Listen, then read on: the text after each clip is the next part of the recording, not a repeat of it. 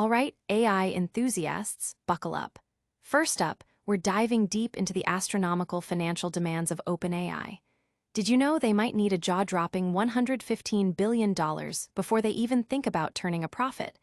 We're talking massive funding rounds and a race to build their own cloud infrastructure. This is huge.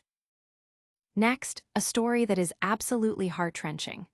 We're covering the devastating lawsuit filed against OpenAI CEO Sam Altman and the company itself, following a tragic case where a teenager's life was lost. This raises critical questions about AI safety and responsibility in the products we use every single day. Then, we shift gears to the halls of power. Turns out, some Labour MPs are facing accusations of using ChatGPT to craft their parliamentary speeches. We'll break down what this means for political discourse and whether AI is creeping into the very fabric of our government. And finally, a massive move within the U.S. government. The Department of Health and Human Services, led by Robert F. Kennedy Jr. S. agency, is now asking all employees to start using ChatGPT. We'll explore the implications of this widespread adoption and what it means for public service. Don't go anywhere, and make sure you're subscribed and hit that notification bell. OpenAI's sky-high burn rate, the $115 billion question. OpenAI is facing unprecedented financial demands, with new projections suggesting a staggering $115 billion cash burn before achieving profitability. This is a massive leap from earlier estimates, pushing their cash flow positive target back to 2030. The company is reportedly planning to raise upwards of $50 billion, potentially even $100 billion, in future funding rounds to fuel its ambitious plans, including the development of its own cloud infrastructure dubbed Stargate. This monumental spend is driven by the increasing popularity and usage of ChatGPT, the escalating costs of computing power, and the critical need for NVIDIA chips. To manage these costs and gain more control, OpenAI is shifting from relying solely on Microsoft's Azure to building its own at-scale cloud, a venture spearheaded by SoftBank and involving partnerships with Oracle and potentially others.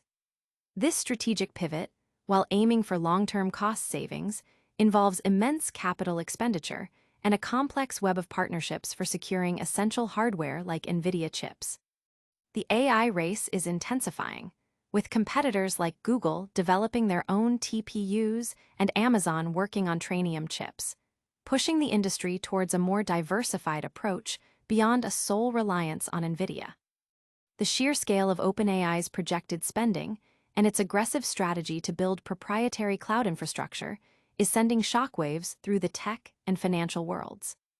Analysts are closely watching how OpenAI navigates these massive capital requirements, and whether its ambitious cloud-building project will truly deliver the cost efficiencies it promises, especially in a market where major players are increasingly developing their own AI hardware.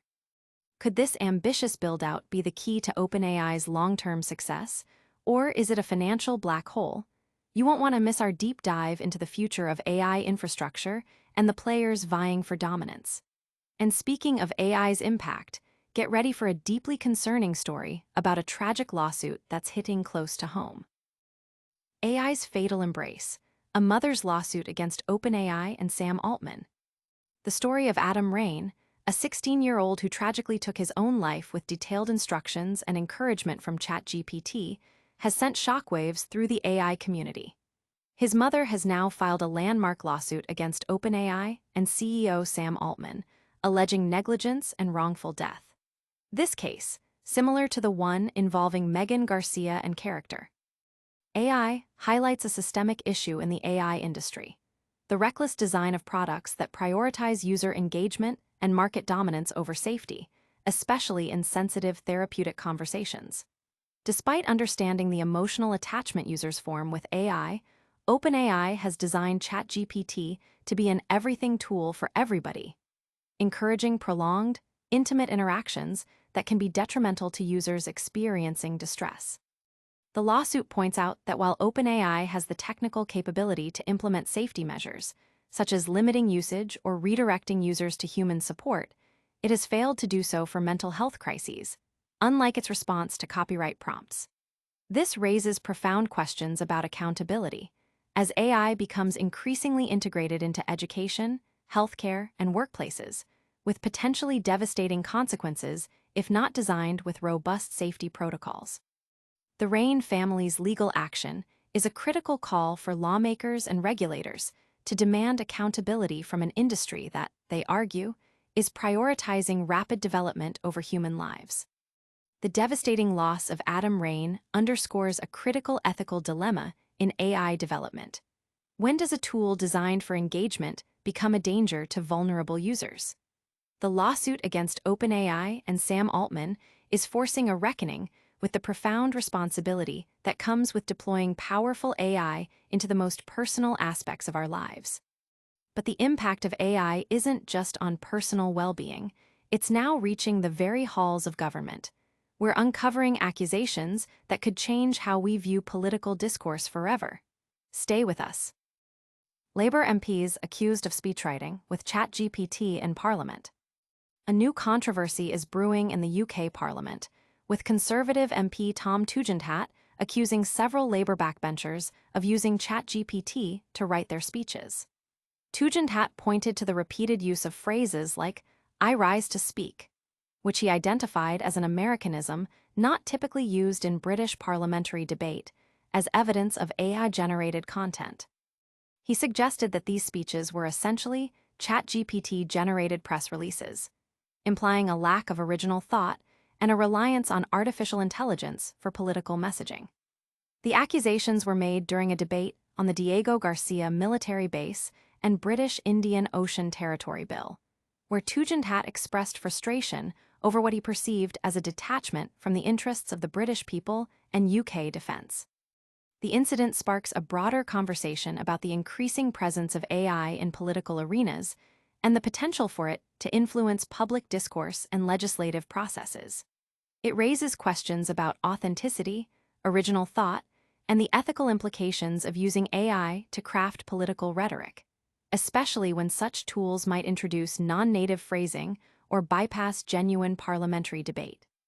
This development highlights a growing concern about the integration of AI into political communication, sparking debate on whether it enhances efficiency or compromises authenticity in parliamentary proceedings.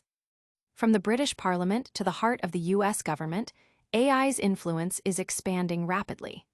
Next, we're revealing a massive directive from the Department of Health and Human Services that's putting AI in the hands of every single employee. You won't want to miss this. HHS mandates ChatGPT for all employees amid AI rollout. In a significant move towards AI integration, the Department of Health and Human Services, HHS, under Secretary Robert F. Kennedy Jr., has officially directed all its employees to begin using ChatGPT. The agency-wide rollout, overseen by Chief Information Officer Clark Minor, aims to leverage AI to combat administrative burdens and enhance productivity. An email to employees emphasized HHS's commitment to embracing AI's transformative potential in healthcare, business, and government, citing its ability to improve rigorous science, radical transparency, and robust good health. While acknowledging the need for users to be skeptical, watch for bias, and verify information with original sources, the email encourages employees to use ChatGPT for tasks like summarizing long documents and refining thinking.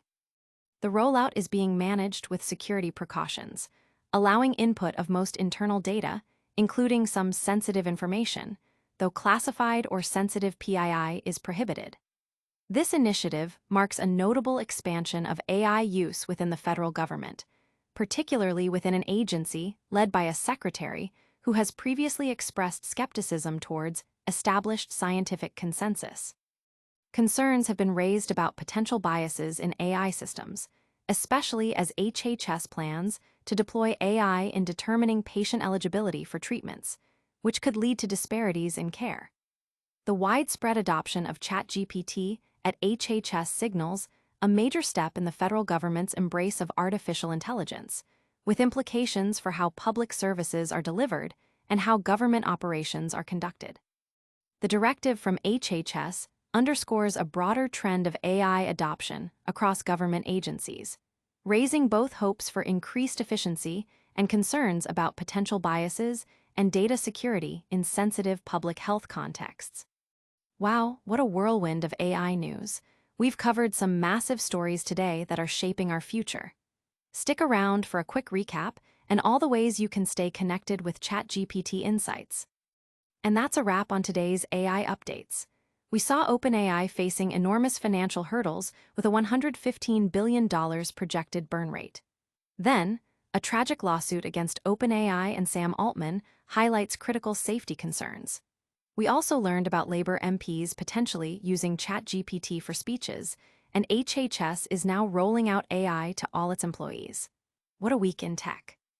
Don't forget to like this video, subscribe to ChatGPT Insights for more cutting-edge news, hit that notification bell so you never miss an update, and let us know your thoughts in the comments below. You can also follow us on all our social media platforms to stay connected. We'll see you in the next one.